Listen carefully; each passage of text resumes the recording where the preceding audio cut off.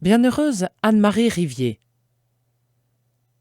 Saint Jean nous dit au chapitre 3 que Dieu a tant aimé le monde qu'il a donné son Fils unique, afin que quiconque croit en lui ne se perde pas, mais ait par lui la vie éternelle.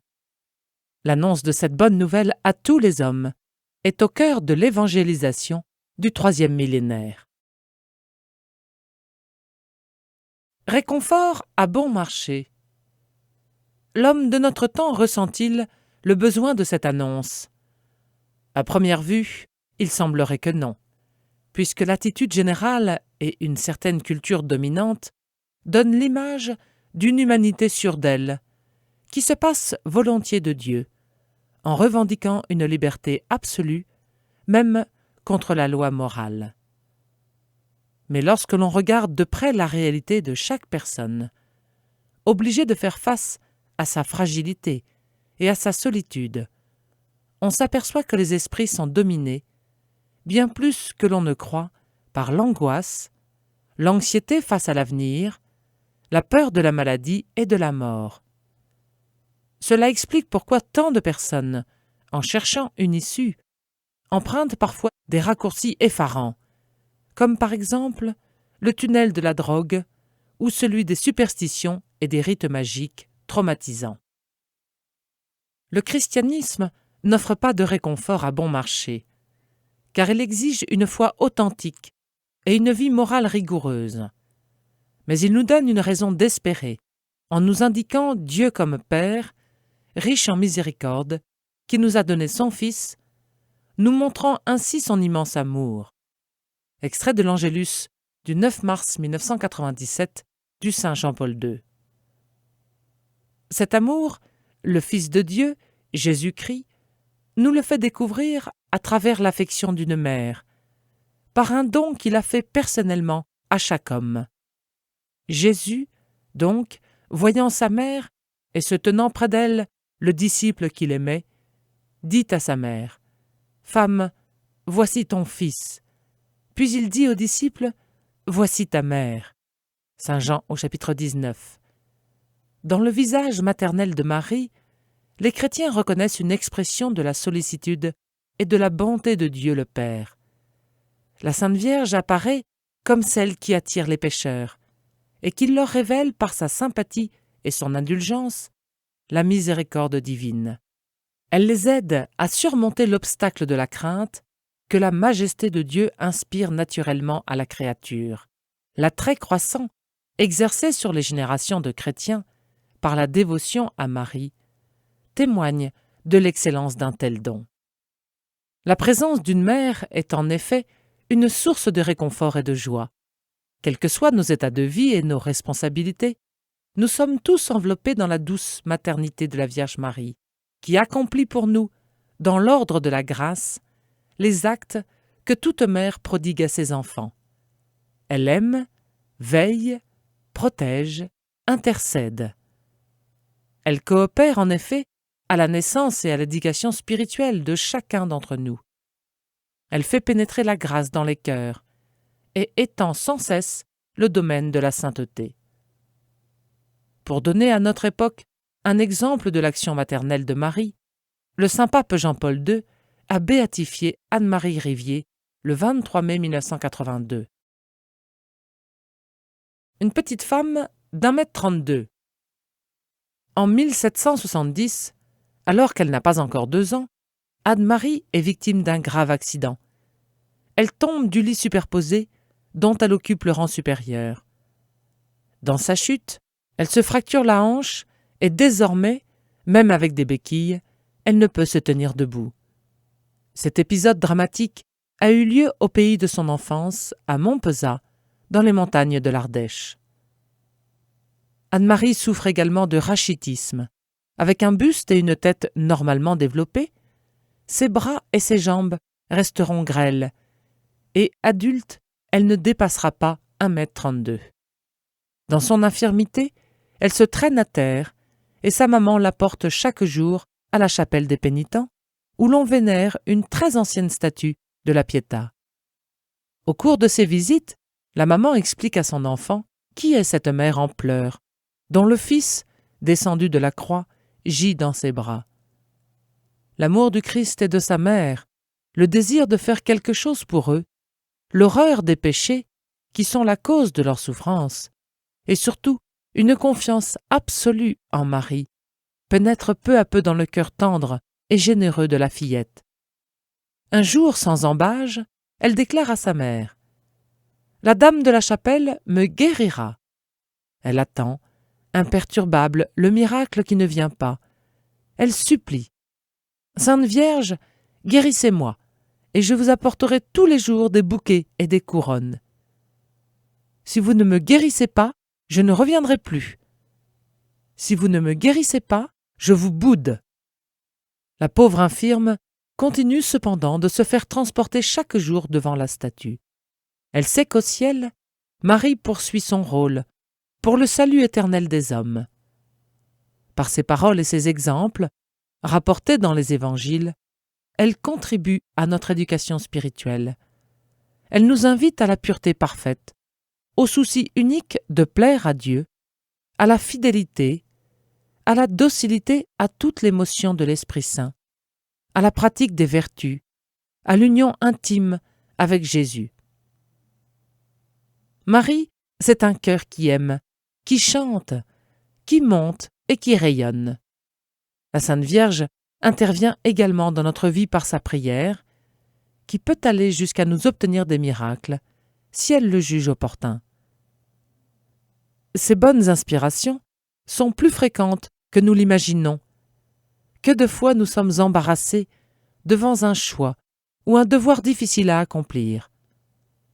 Alors, une invocation, un appel au secours, et la lumière brille, la joie revient. Il y a aussi parfois des paroles plus précises, des consignes très nettes pour ceux qui filialement demandent une ligne de conduite. Jamais la Sainte Vierge ne manque de me protéger aussitôt que je l'invoque, écrivait sainte Thérèse de l'Enfant Jésus. S'il me survient une inquiétude, un embarras, bien vite je me tourne vers elle, et toujours comme la plus tendre des mères, elle se charge de mes intérêts. Anne-Marie va, elle aussi, sentir les effets de cette protection maternelle. À la maison, elle raconte des histoires édifiantes aux enfants du village. Elle sait à merveille soutenir l'attention de son petit auditoire pour le faire se tenir tranquille. Elle enseigne le catéchisme et fait prier tous ses enfants. Peu à peu, elle sent au fond d'elle-même le désir de se consacrer à Dieu et à l'instruction des enfants. Aussi, dira-t-elle plus tard, j'éprouvais plus que jamais un vif désir de guérir. En 1774, son père est rappelé à Dieu.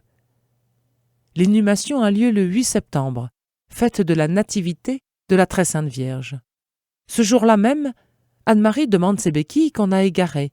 On les retrouve. Et voici qu'au grand étonnement de tous, elle s'en sert et fait 3 fois le tour de la pièce. La Vierge Marie, pour sa fête, lui a fait cadeau d'un beau miracle, lui permettant de marcher à l'aide de ses béquilles.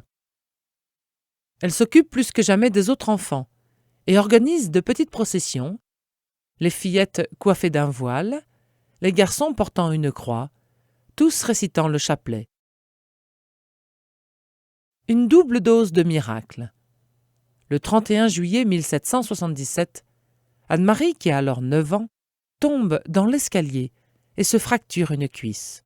Le chirurgien, appelé en urgence, remet l'os en place.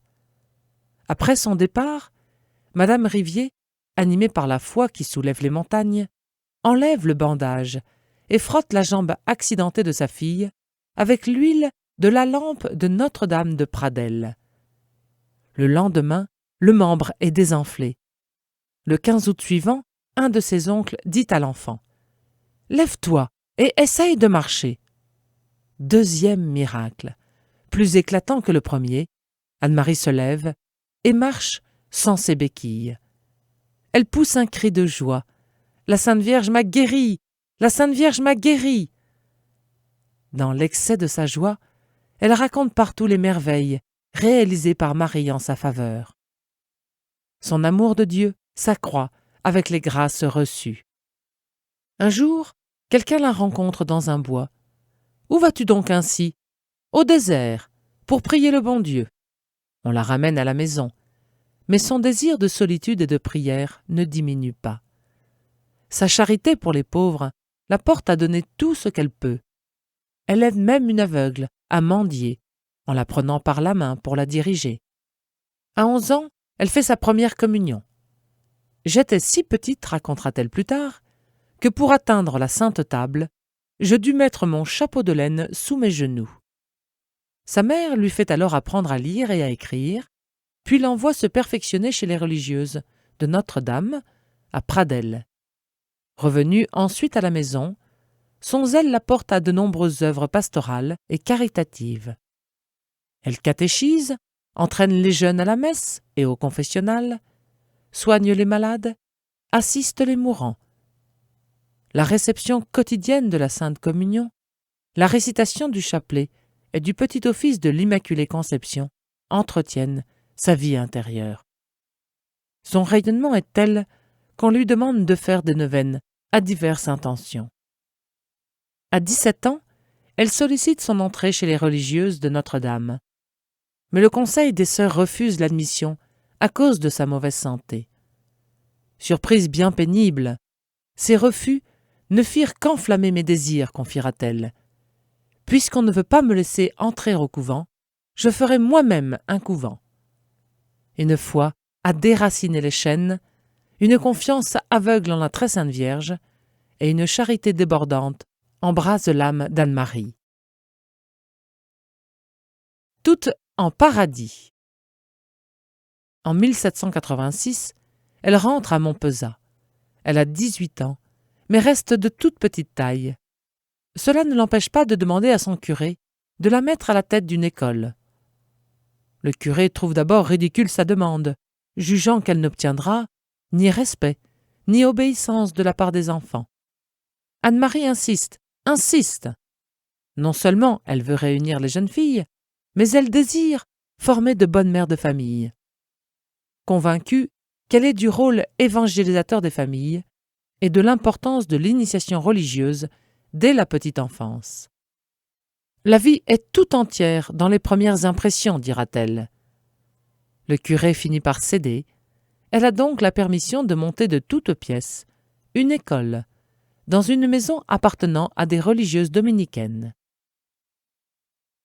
L'école ouvre à la rentrée de 1786, peuplée par des enfants des notables, mais surtout par des enfants pauvres, accueillis gratuitement.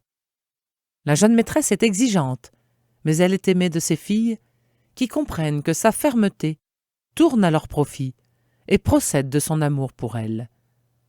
Sa méthode pédagogique est simple et pleine de bon sens. Elle a conscience que la formation intégrale d'un enfant doit comprendre une formation spirituelle et doctrinale solide et profonde. Son désir de conduire à leur béatitude éternelle les âmes qui lui sont confiées lui fait répéter souvent « Mes enfants, je veux vous emmener tout en paradis ». Elle obtient auprès des enfants des réussites encourageantes. Son secret ? De l'audace, de la ténacité, une joie expansive et beaucoup de courage. Voici quelques conseils qu'elle donnera plus tard à ses religieuses. Pour l'enseignement, ne vous faites pas remarquer par vos talents, pas même pour attirer les enfants à l'école. Si celles-ci réussissent bien, qu'elles ne se prennent pas pour des génies, cherchant à briller. Pas de termes savants pour leur parler, n'admirez pas leur mise, donnez-leur au contraire l'horreur des parures et des modes. Elle met en garde les nouvelles maîtresses. Les enfants ont quelquefois assez de malice pour éprouver le caractère d'une sœur nouvellement arrivée. Voulant voir si elle a de l'énergie, de la vigilance, si on pourra se moquer d'elle impunément. Que celle donc qui prenne la direction d'une classe ait un air grave et sérieux qui donne à connaître qu'il faudra faire le devoir sans badiner, et aussi un ton de bonté et de politesse qui les gagne. Veillez à la propreté et à l'abondance des aliments. Il faut que les jeunes mangent suffisamment. Le sommeil et l'exercice sont nécessaires.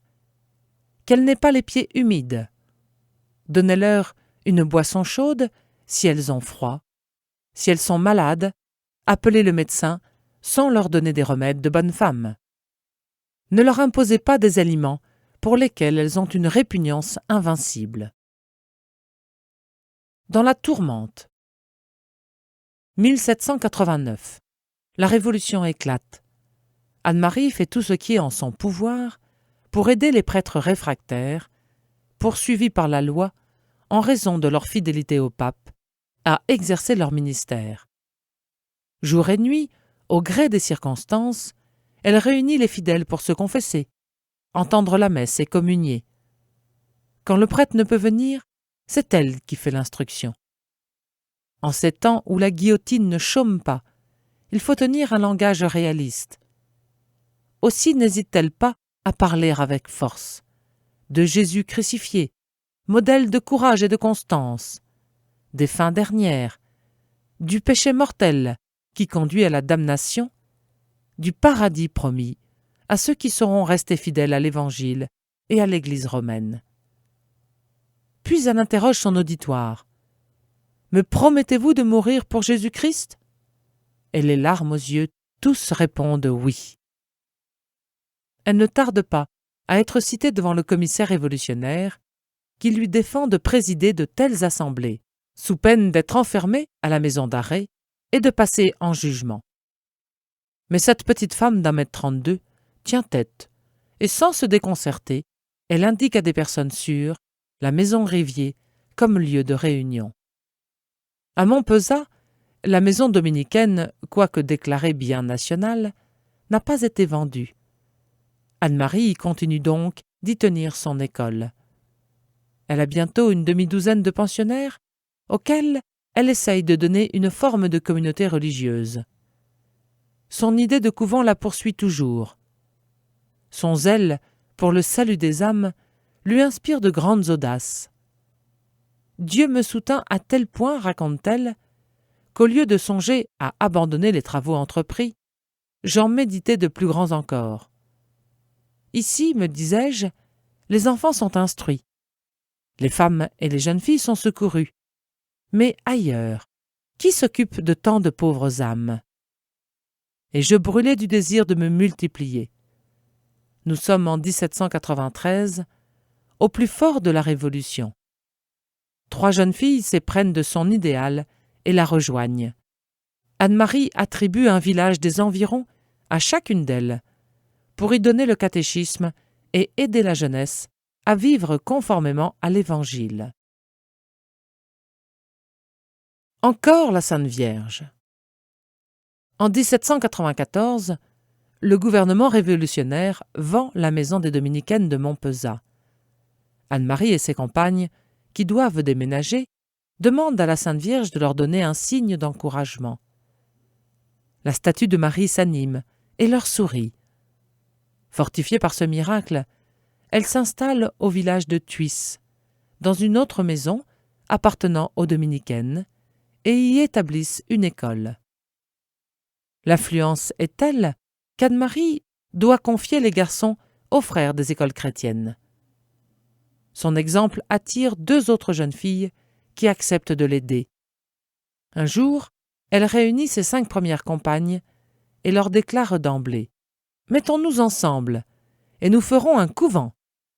Toutes acquiescent. La fondation est lancée. Les premières autorisations de l'évêché sont données et le 21 novembre 1796, en la fête de la présentation de Marie au Temple, Anne-Marie et ses filles se consacrent à Dieu et à la jeunesse sous le patronage de Notre-Dame de la Présentation. Nous n'étions rien. Nous n'avions rien. Nous ne pouvions rien, dira-t-elle plus tard. Après cela, douteriez-vous que ce soit le bon Dieu qui ait conduit les choses? La spiritualité de la fondatrice, en effet, a pour fondement les vertus de foi, d'espérance et de charité, avec une note tout apostolique. Il s'agit pour elle de poursuivre avec le Christ l'œuvre de la rédemption. C'est pourquoi elle écrit « Notre vocation, c'est Jésus-Christ ». À la rentrée d'octobre 1798, l'école de Thuis compte 62 pensionnaires et il faut acheter une nouvelle maison, sans avoir l'argent, bien entendu. Mais la Providence, qui ne manque jamais à ceux qui se confient en elle, y pourvoit, et les fonds nécessaires sont rapidement rassemblés. En 1801, l'archevêque Monseigneur Davio approuve les règles provisoires que la mère Anne-Marie lui a soumises. Celle-ci est confirmée comme supérieure à vie et 12 religieuses font leur consécration. En 1815, la plus grande partie de la communauté se transporte de Thuis à Bourg-Saint-Andéol, dans le grand couvent des Visitandines, acquis avec peine par la fondatrice. « Je n'ai jamais cherché l'argent que par la prière, et il en est toujours venu, » avouera-t-elle en montrant une statue de la Très Sainte Vierge. Les écoles se multiplient prodigieusement. Au moment où elle quitte cette terre, pour voir enfin la Vierge Marie qu'elle a tant aimée, ici-bas et dans la foi, sa congrégation compte 300 religieuses, réparties en 141 établissements. Aujourd'hui, les sœurs de la Présentation sont environ 3000, réparties en 9 provinces, dont 3 en Europe et 6 aux États-Unis. Elles sont à la fois enseignantes, hospitalières et éducatrices paroissiales.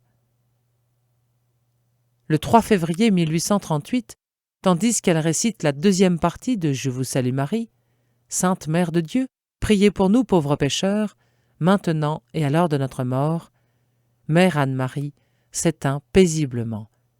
Notre-Dame était au rendez-vous. En demandant à Marie son intercession, nous reconnaissons notre condition de pécheurs et nous implorons la Mère de Miséricorde, la Toute Sainte. Nous lui confions le maintenant, l'aujourd'hui de nos vies, qu'elle insuffle dans nos cœurs la certitude que Dieu nous aime et qu'elle soit proche de nous dans les moments de solitude, lorsque nous sommes tentés de baisser les bras face aux difficultés de la vie. Que notre confiance s'élargisse encore pour lui abandonner dès maintenant l'heure de notre mort. Qu'elle y soit comme à la mort en croix de son Fils, et qu'à l'heure de notre passage, elle nous accueille comme notre mère pour nous conduire à Jésus en paradis.